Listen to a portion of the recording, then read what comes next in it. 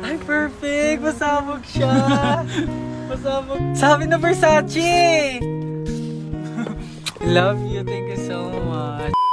Happy Valentine's Day everyone! So kakatapos ko lang mag-aral ngayon. And ayun guys, susurpresahan natin si Honey Bunch. Ayun guys, binilan ko siya ng cake. Tapos ito special gift to. Tapos ito flowers. Tapos sa likod nitong car, ayun may balon doon. May mga balloons doon sa likod. Tapos doon ko gagawin yung surprise ko mamaya. And hinihintay ko siya ngayon. Ang tagal-tagal niya pumunta dito. And also guys, later magdi-date kami. Magdi-dinner kami somewhere around BGC. And ayun guys, kayo, kamusta naman yung Valentine's Day niyo? Special tong Valentine's sa akin kasi last year ang dami naming na-achieve. And then 3 years na kaming magjowa ni Honey Bunch. So kaka 3 years lang namin noong January 12. So marami na kaming achievements and this is just a celebration of that. And more celebrations to come. So susulatan ko rin pala siya ng letter. Ayan, para sweet tayo. Ayan, para ma-feel niya talaga na mahal ko siya. Ayan. Wala pala akong papel guys. Envelope lang to, tapos dito na lang ako sa likod magsusulat. Pwede naman yun, di ba? Hindi talaga ako ma-letter na tao, pero today is a special day. Kaya bibigyan natin si Honey Bunch ng letter. Sana na-touch ka. So tapos na ako. 1, 2, 3. Siya lang pwedeng magbasa neto.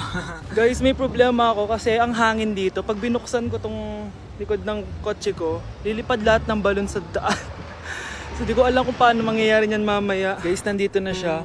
Happy Valentine's Day! Uy, ang ganda nito. Happy Go Valentine's Day. Thank you so much. Sunflower. Let's go outside. Come here, baby. I have another gift for you. Ay, shit. Ay, perfect! Pasabog siya! Pasabog siya! Huwag mo na bubuksan mamaya na yan. Ito yung snack mo. Ito yung snack mo mamaya. Happy Valentine's. Let's take a pic.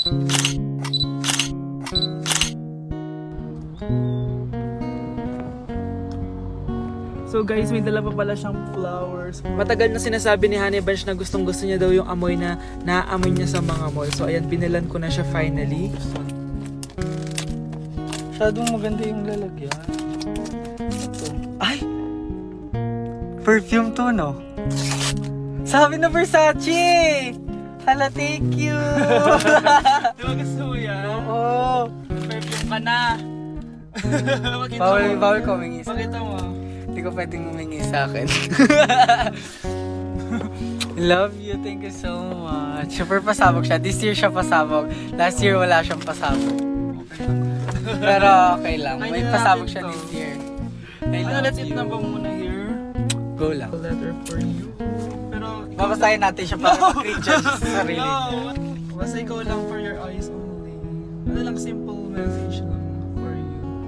So after nun, ayan, kumain na kami dahil nagutom na kami dalawa. Kumain kami sa Japanese restaurant kasi nag-crave daw siya ng Japanese food. So dependent pala dito pag mag-order guys. Nagpabili nga pala siya ng California Maki tsaka yung chicken. Hindi ko alam kung anong tawag doon. Ayan, so sana nag-enjoy ka naman Honey Bunch and I love you so much. More achievements to come and sana di pa tayo mamatay, no? So ayun lang naman guys. Thank you for watching this video. Bye! Eating only 7-Eleven for a day. Let's go! Honey Bunch, gising na, magkukontent ka, patayo na dyan. Ala. Good morning guys! So, ginising ako agad ni Honey Bunch. 11 AM na. So, mag-breakfast tayo. Alam niyo na kung saan. Papunta na kami. And yung 7-Eleven dito guys, sobrang layo. Like, sa kabilang barangay pa. Hulaan niyo kung nasan ako. Nasa isang branch ako na binigay sa akin ni Daddy. Thank you, taxpayers! Wow, ang daming choices, oh. Umagang-umaga, samgyup sa lagad. Ano yan? Balik mo yan, balik mo yan. Ano na naman to? Bayaran mo to, ah. Sabi, di ba breakfast lang? Parang mag-fiesta na tayo dito, eh. Let's eat! So, itry na natin tong spam musubi. Yan. Mas masarap yung sa Japan, pero masarap din naman to. Meron tayong samgyupsal. Oh! Baho, ah. Wow, ah. Next is lasagna! Favorite ko yan. Masarap siya, guys. Mantikan ko na makalimutan itong matcha latte from Chingu. Hindi ko siya gusto. Parang lasang artificial. Sarap niya! Two types of people. Ubus namin. Baka sabihin niyo hindi namin inubos. It's lunchtime, guys! So, kakain na naman tayo. Bosh, gusto ko ng pad thai. Hindi po, ate. Kaya nga 24 hours 7-Eleven challenge. May kinikrave na akong ibang pagkain, pero 7-Eleven pa rin tayo, guys. Malay mo may pad tayo sa 7-Eleven. 7-Eleven. Let's go! Excited na akong kumain. So, nandito na tayo sa second branch ni Daddy. Yes, kung di tatanong guys, contractor po yung tatay ko. Tara. Wow, parang ang sarap nito. Ano na naman to? Bakit ang dami na naman? Ito yung kinuha ko kasi patay gutom ako. Water check. Mountain Dew Zero check. Another mukbang. 100 kilo challenge. Tinahin natin tong Gogi Mandu. Ganito yung tsura niya, parang siyang siomay. Sarap! Dito ko lang to natitikman. Wow, ang daming laman. Liempo. Sa akin, chicken. Kimchi rice talaga? Bumili din pala ako ng laing. Laing.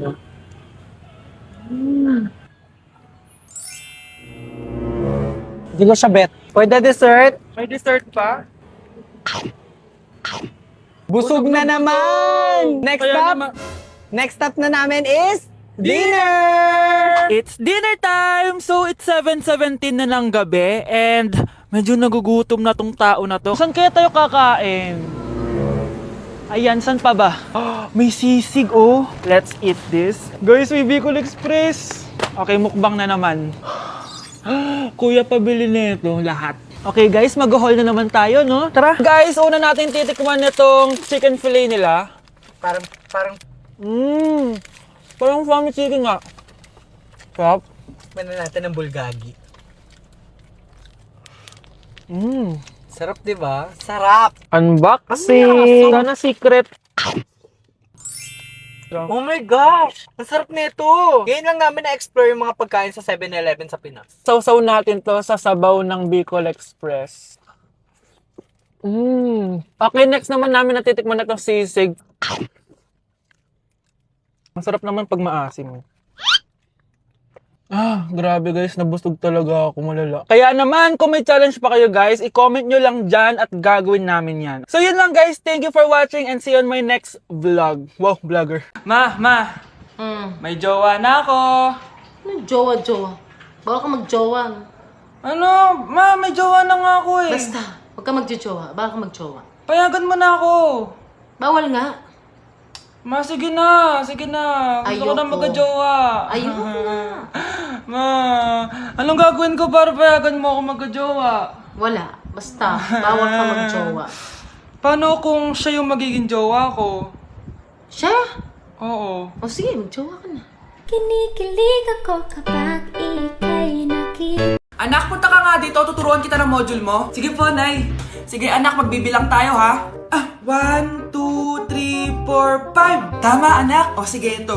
May nakita akong 3 unggoy. Umalis ang isa. Ilan ang natira? 2, Nay. Tama, ang galing-galing naman ng anak ko. Nay, alam ko kung saan pumunta yung unggoy. Saan, anak? Dito, Nay. Nagtuturo ng module. Huwag mo ako sinusubukan, ha?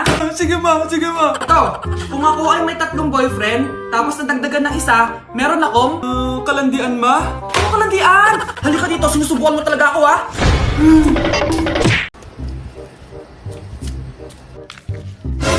Yung sa TikTok yun, ah. Kuya, ikaw ba yung sa TikTok? Oo. Bakit? Papapicture ka? Hindi po. Sabi ko na nga ba eh. Ikaw yung walang jowa. Aba? Kawawa ka naman, mag-isa ka lang. Nakikita mo to? Wag ako. Hoy, bata ka! Bakit po? Sinasaktan mo daw anak ko? Hindi po. Kaya wala kang jowa eh, mapanakit ka. It really hurts ang magmahal ng ganito. Grabe, magno-New Year na pala mamaya. Anak, anong New Year's resolution mo? New Year's resolution? Di na ako magiging marupok, Nay, promise. Few moments later. Happy New Year, anak! Huwag ka na marupok, ha? New Year na! Happy New Year, Nay! Tumatawag. Nay, tumatawag si Crush. Diba, di ka na marupok, anak? Hindi na ako marupok, Nay.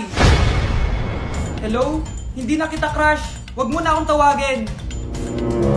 Ganun ba? Sayang naman, ka-crush back na sana kita. Pero sige, di na kita guguluhin. Isa prank! Crush din kita! Happy New Year! I love you! Tindahan ni Crush yun, ah. Makabili nga. Pabili po. Ano yun? Ay, hello. Pabili po nun. Ah, sige. Andiyan po ba yung crush ko? Ay, wala siya. Natutulog siya. Sayang naman. Oh, eto na binili mo. Ay, thank you. Oh, may kailangan ka pa ba? Wala na po. Ba't nandito ka pa? Di naman po natutulog yung crush ko eh. Kulit mo naman. Natutulog nga siya. Paanong tulog? Eh, gising nga siya. Ayan o, nanonood siya.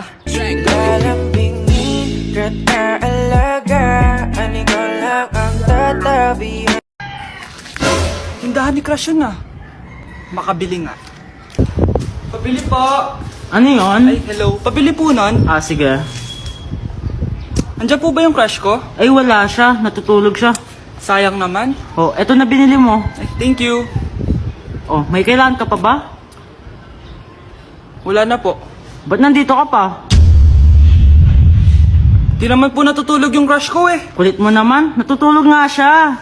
Paanong tulog? Eh, gising nga siya. Ayan o, nanonood siya.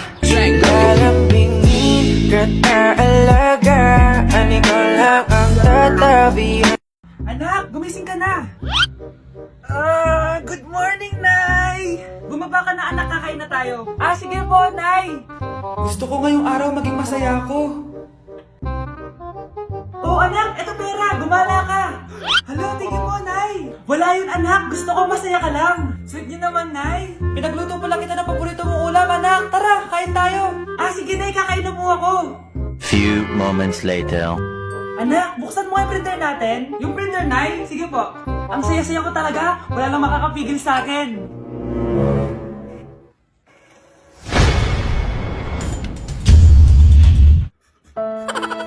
Na-like ng kifi ko. Anak, ano ibig sabihin ng kifi? Galing naman nito. Anak, ano ginagawa mo? Nay, nagla-like po ako ng mga post sa TikTok. Nagla-like? Bakit mo binababa? Ito na po kasi uso ngayon, Nay, yung magla-like ka gamit yung kifi mo. Ano ba yung mga bata ngayon na malalaman nyo sa TikTok? TikTok pa! Ayan, mga nakukuha nyo. Ang KJ mo naman, Nay. Try mo kaya. Ay, naku, Scarlett, huwag mo kini-influensya sa mga ganyan mo, ha? Oo nga, ang sarap sa feeling. O, diba? Like! Na-like ng kifi ko. Hala, iba na section ko. Saan yung section 1? Ba't napunta ako dito? Ito na ba yung section 1? Good afternoon, everyone, especially to all of the panelists, advisors, and especially to our co-researchers who attend this virtual conversation. So, good afternoon, everyone. Nakamatay ng dahil sa iyo, ma'am. Ibig sabihin po nito ay kabayanihan ng mga Pilipino na isinakripisyo ang kanilang buhay para sa kalayaan ng ating bansang Pilipinas. Huwag lang tayo puro salita! Dapat ipinapakita din natin sa ating ginagawa! Ikaw, bago ka lang dito, di ba? What is the biggest mistake? Ma'am, the biggest beef stick. Anong beef steak, ha? Alas na ako dito.